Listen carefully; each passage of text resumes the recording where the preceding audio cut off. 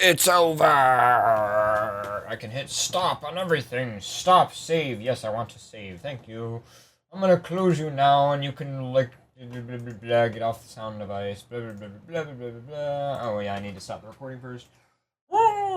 Hey, Wrath, we are going to have to talk about something, because I think that for some reason, when the DAW actually started clocking everything on the Avzio device, it for some reason fucked up the buffer on the Windows, like, mixing engine, which then fucked butt. Which is a really funny thing to say. It fucked butt. It literally did. But, as in the software, but it fucked it. Because, you know, it's, I don't know. It screwed up. That was what everybody was complaining about, the skipping. I think that's what that was. I think it's because I started, but before I started the DAW, and then the DAW went to go grab ASIO, and it, like, took the sound card and it yanked it in the other direction. And I don't know. Because, of course, the sound card has to... because the sound card, like, times the samples with the word clock, but the buffer is still set by the DAW or the ASIO. Blah, blah. I don't know. I just really want to know, like, what happened tonight. Because that is the first time that's ever happened, and I know it's not a clocking issue because the other... see, I don't even know if it's the Windows mixing engine, like, having a clock issue because of ASIO, because I previewed the sound device in Windows, and it was fine. But... also, Pause Up Radio is fine, which runs off the same program. What the fuck? You know what? I think it honestly was. I think it was a buffering issue with the transmission to IceCast. Almost as if IceCast is, like, expecting a different sample rate, which wouldn't matter because I'm sending in encoded data. I really want to figure out what happened. That does not make any sense why that would be skipping and weird. But we need to talk about that because that was really freaking weird. Because it almost seemed like it was server side, which doesn't make any sense unless it was a buffer thing. But I don't know. If it was a buffer thing, it definitely wasn't server to client because everybody was having it, no matter what client they were using. So if it was like a buffer issue, different clients responded to that differently, but the fact that they all responded to it different or the same means that it was definitely a encoder to server issue. What's the uptime in Linode? I don't even know. I think it's like 200, 300 days without rebooting. Maybe we should just reboot the Linux. I think that IceCast server's been up for a long time. I think that might just be what it is. Considering Pause Up Radio didn't have any... well, Pause Up Radio is Shoutcast, so not IceCast, because we use IceCast for everything, because Shoutcast is a proprietary piece of shit. Anyway, you guys are listening to the Friday Night Tech Post-Show. The show is over. If you are listening to this, done. Over. No more Friday Night Tech. Bleh. It is just me sitting here in this room with a lot of computers, and it is like 90 degrees Fahrenheit in here, and I am talking into a microphone. Yeah. So, a couple of local furs want to go out to eat with me, so shout out to D-Bandit in the chat room, and CJ, who I think is probably listening, or probably with D-Bandit. I don't know. I think D-Bandit just uses my shows as background noise so that he can, like, go and have sex with CJ. I think that's actually what's happening right now. And I can say that out loud because I know they don't give a shit, but, I mean, like, I don't know, that's probably not what they're doing. I'm just joking. I think that's what he does, though. He uses the show as background noise so that he can go and have really loud, raunchy sex in the other room. And then when the show's over, he's like, hey, let's go out to eat. That's pretty much it. That's probably what he's doing. Bandit confirms in the chat room in 3, 2, 1.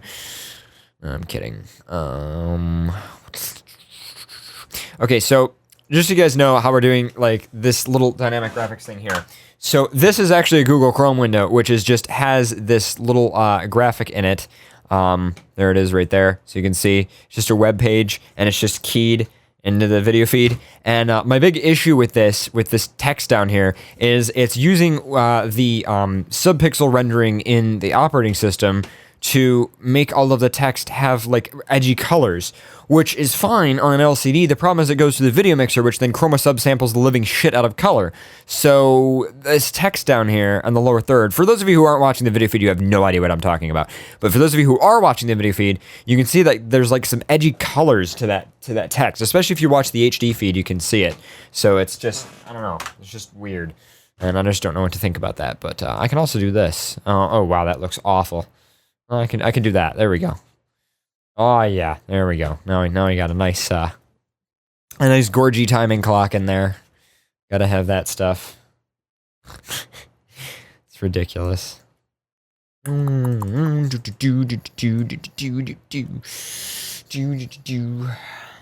But anyway, I can't wait to get the new graphics playout system. I'm going to lose an input in the video mixer, but it'll be properly downstream keyed graphics, so that'll be really nice. Moot says, yay, subpixel anti-aliasing. I am sorry, but, like, fuck subpixel anti-aliasing. I hate it. It is just the bane of my existence. I hate when black and white text has color. Why? No. Should stop it. Bad. Bad operating system. I don't want that. I want, like, pixel anti-aliasing, not subpixel anti-aliasing. I don't know. We have the technology, we have the pixel density. Literally, we do. So just to show you guys that song, this was the song I was thinking about playing. This is better than something, better than nothing. But you know you just keep trying to hold on to the feeling. See, this is like perfect for like earlier on in the night, but I don't know if this would be good for ending the show. Yes, I wish I wasn't on your hit list. And of course, the song I was going to end, this is of course all the sigh that I had.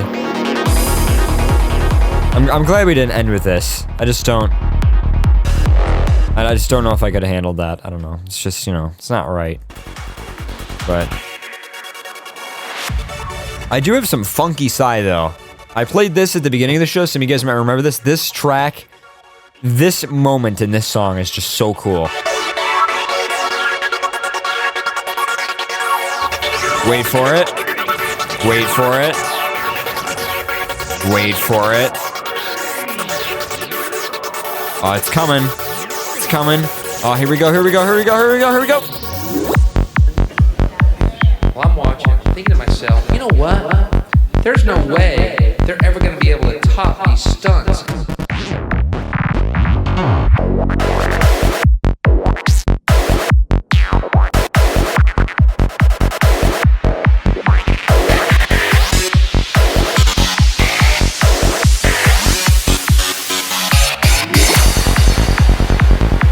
Oh yeah, it's that kind of sigh. This is a beautiful sigh, but it is just not good for ending the show. So I'm glad I didn't do that. Let's see what else I had. I also had this track, which is this is progressive sigh.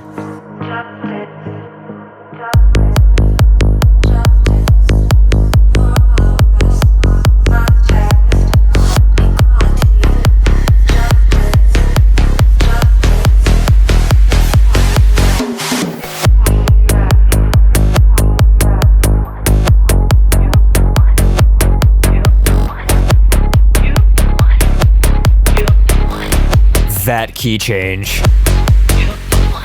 Alright, let's see what else I can just preview for you guys that I never played. This track, Polygon. Sorry, that was really loud. This is a drum and bass track. I just missed it. There was never a time where it would have worked. But this track is pretty crazy. This is one of Wolfgun's favorite tracks, by the way. In fact, Wolfgun actually gave this song to me to play on FNT.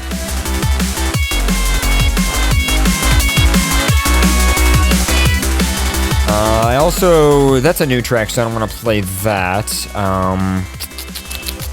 I also never played this, which is a Justice track. It is just really grungy electro. I was going to play this from the beginning.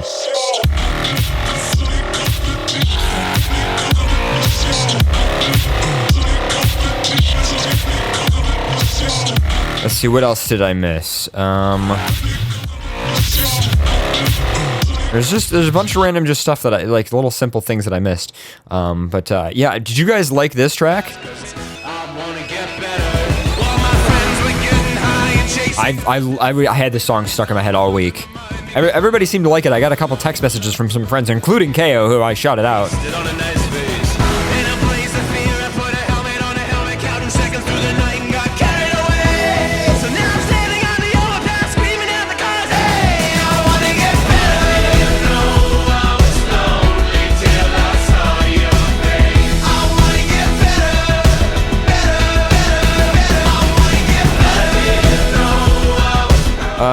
I'll take calls for like a second, because I want to go out to eat with Bandit and CJ and probably KO.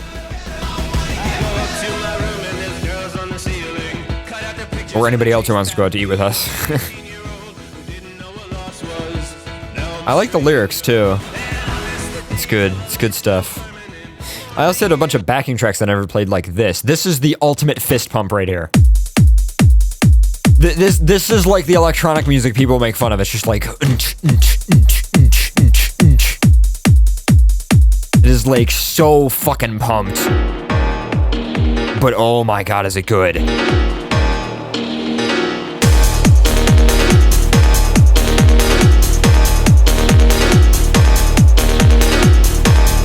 This is a remix by Redlim, who, by the way, is a furry. His name is Ice Fox on Twitter with 2 X's. I think there might be an underscore in there as well. He is a great remix artist. I've played tons of his stuff before, and he is quite the fetishist, if you know what I mean.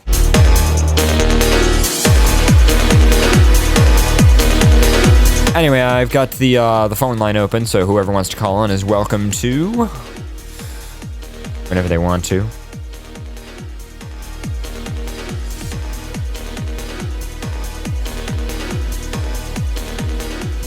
Let's see, what else did I not play? This one. This random, like, German minimal techno track.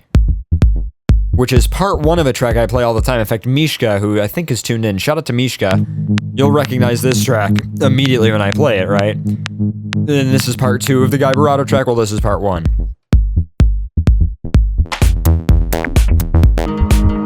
It's really like generic techno. It's the perfect thing to play at the end of a show, really. Let's see, there's also this. This was a feature track on the last episode of Friday Night Tech.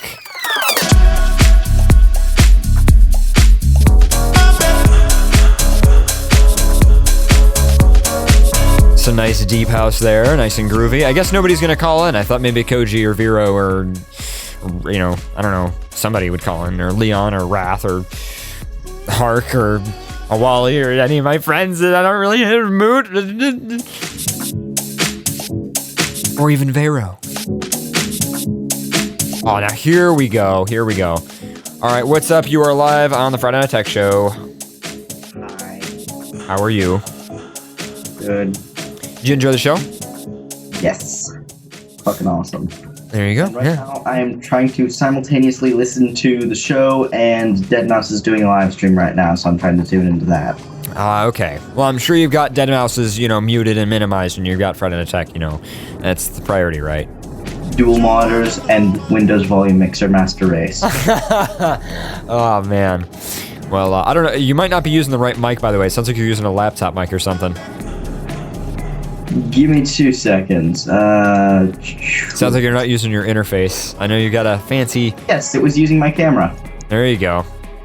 How's this? Oh, much better. That nice 2i2 sound there. 2i2 and 2035. Yeah, actually, you know why the laptop sound was even worse than it should have been? Because my webcam is currently sitting face down on my desk after having fallen off my monitor. So I have to say, and we were talking about this earlier, but I just want to like put this out on the show. One of the things I really like about Focusrite, but before I talk about Focusrite, I'm gonna tell you guys a story. You know how like there's that generic movie like shot in your head where like it's like a diner on like, you know, a cold rainy night and the sign is like flickering, like, you know, some diner at 2 a.m. That's the way the diner near my house is. And it's a chain. I usually go to like Denny's or whatever. But every time I would go there, I would always say, you know what? If I ever pull into this parking lot and this sign for this restaurant is fully lit, I'm leaving. Because it's a concept of the priority. What does the money go into? Is it all about the food? Is it about the customer service? Is it about your employees? Or is it the sign in the front of the building? And that's why I love driving into a restaurant and seeing a flickery sign. And to compare, one of the things I like about Focusrite is a lot of times they will be the most feature-filled for the price, and not only that, but the quality will be the highest. And it's just funny because Focusrite's documentation is terrible.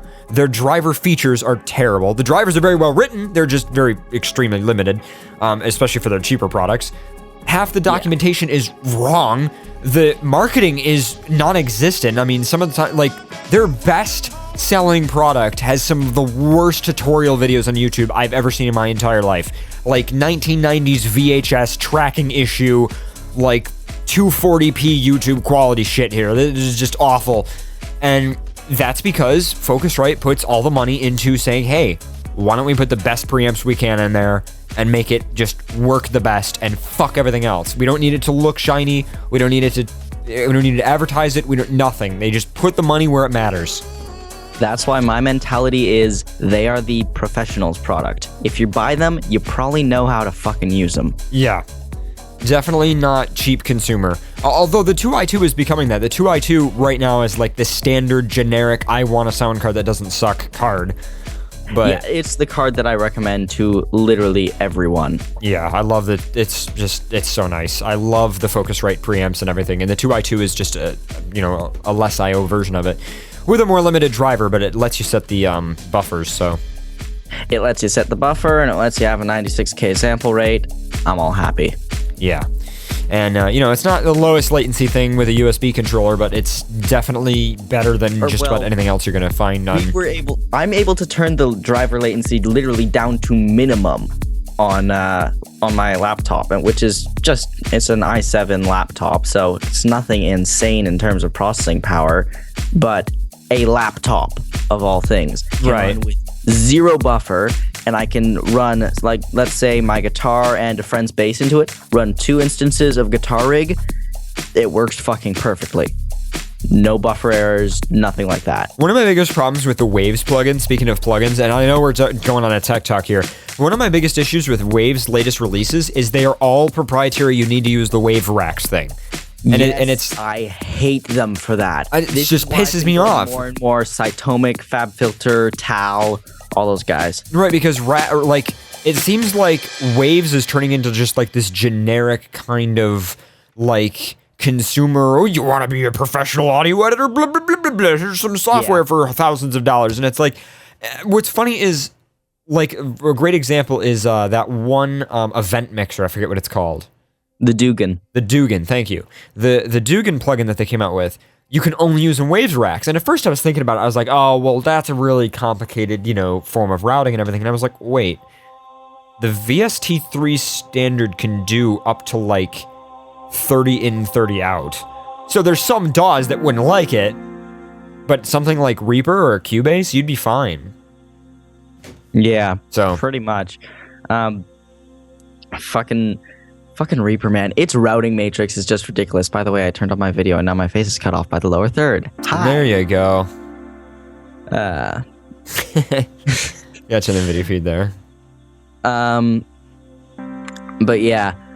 Fucking the only reason why I still think Waves plugins are a valid investment is because A, they run on the DigiDesign consoles, which if you don't use the Wave plugins on fucking DigiDesign consoles, they sound like ass.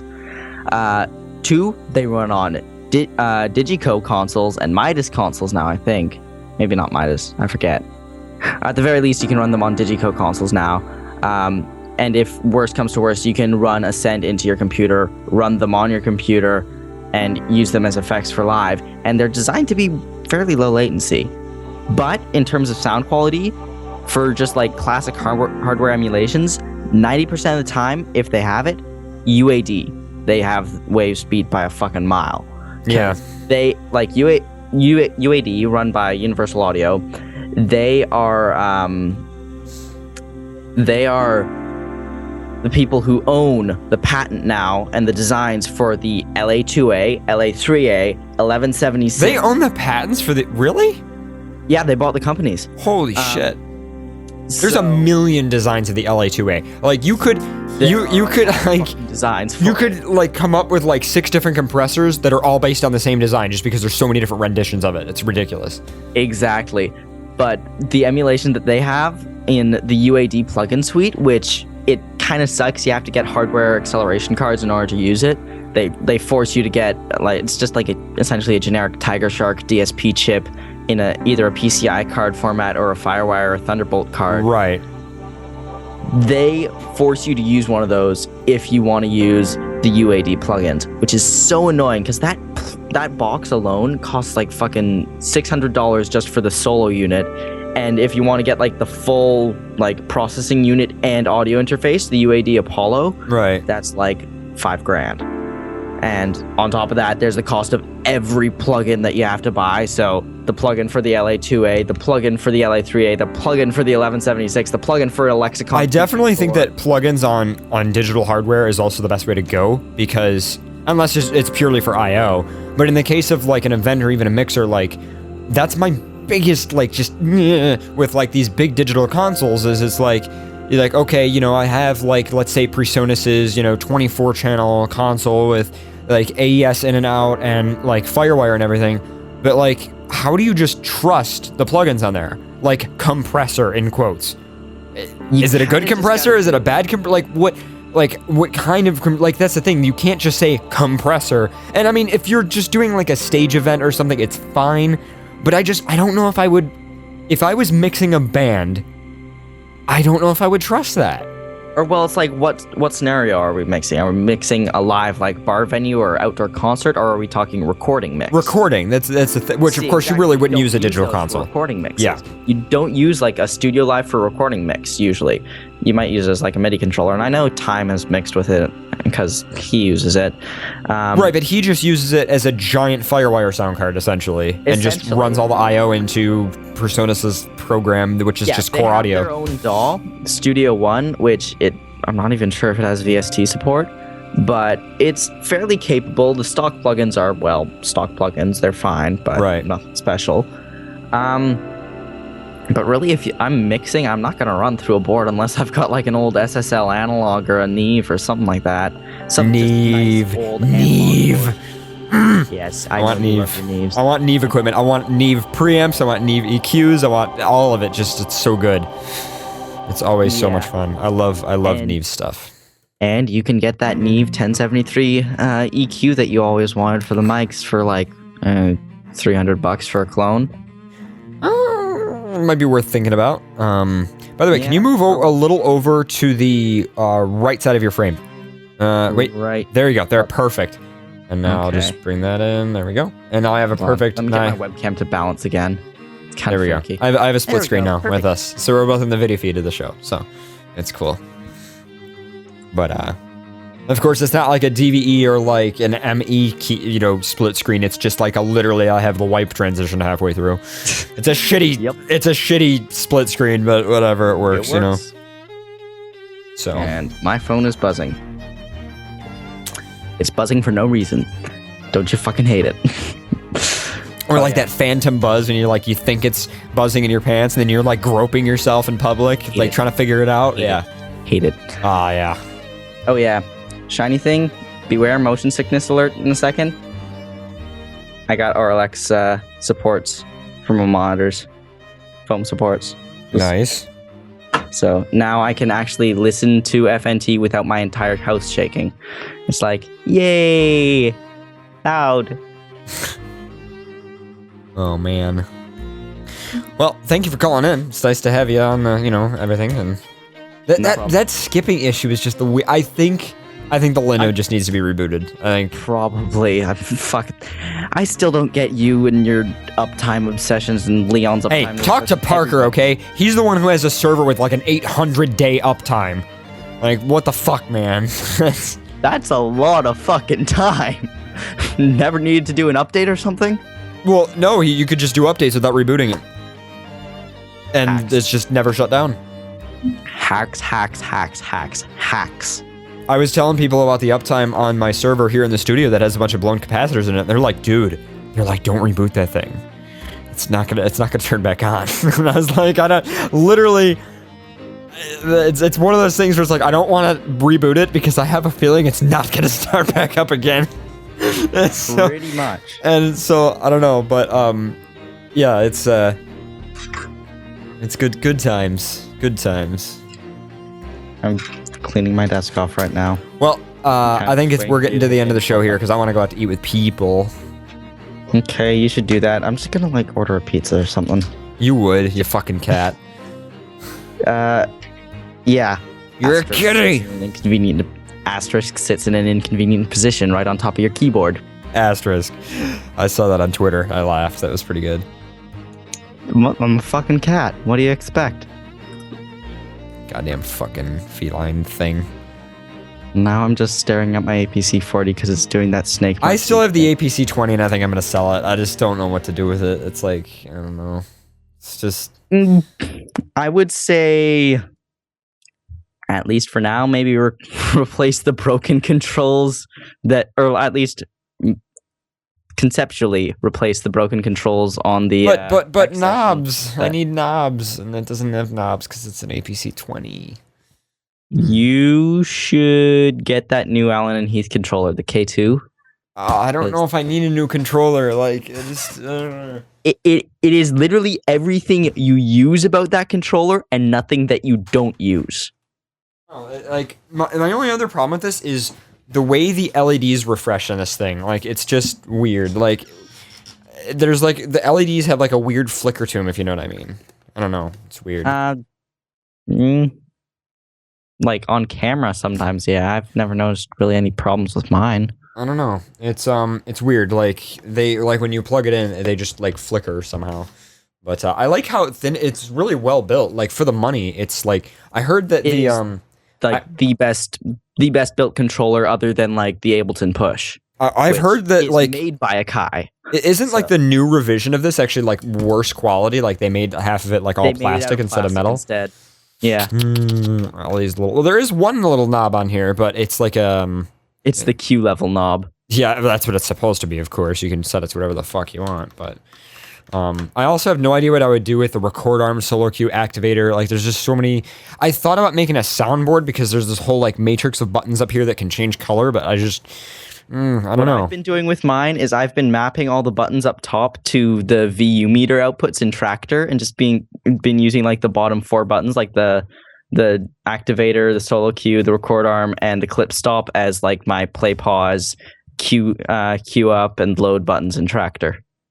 That's it. Yeah, I don't know. It was definitely worth the money I paid for it, which was like almost. You can sell it. You could turn it around and sell it for double what you paid. Yeah, exactly. Quite easily. So, that's probably what I'll end up doing. I don't know, but okay, guys. Well, it has been a good show. So thank you for calling in, Wrath. Say goodbye to everybody. No Bye. Fucking cats. Goddamn weird fucking kitty things. Anyway, this call was excellent. Thank you very much, Skype. Jeez, this was an excellent call. I literally got to talk with a cat somehow, which is just, magical, apparently. But anyway, well, D-Bandit, I will see you at Denny's along with your little boy toy, which he isn't, but that's what I'm going to call him, and he's probably going to hit me for that when I get to the restaurant. And KO, I will see you there, maybe, sort of, kind of. You haven't really sent me any text messages, so I don't really know what's going on, but I bet you will in like 10 seconds. Good night, everybody. I've been your host, this evening, Paradox Wolf. It's been a good show, and thank you to everybody who supports, donates. We'll see you tomorrow night for FurCast. And after I go out to eat, I imagine I will probably be on TeamSpeak for various random geeky technical antics voiced as anacreations.com if anybody is curious about that. So, yeah. So, good night, guys. Bye.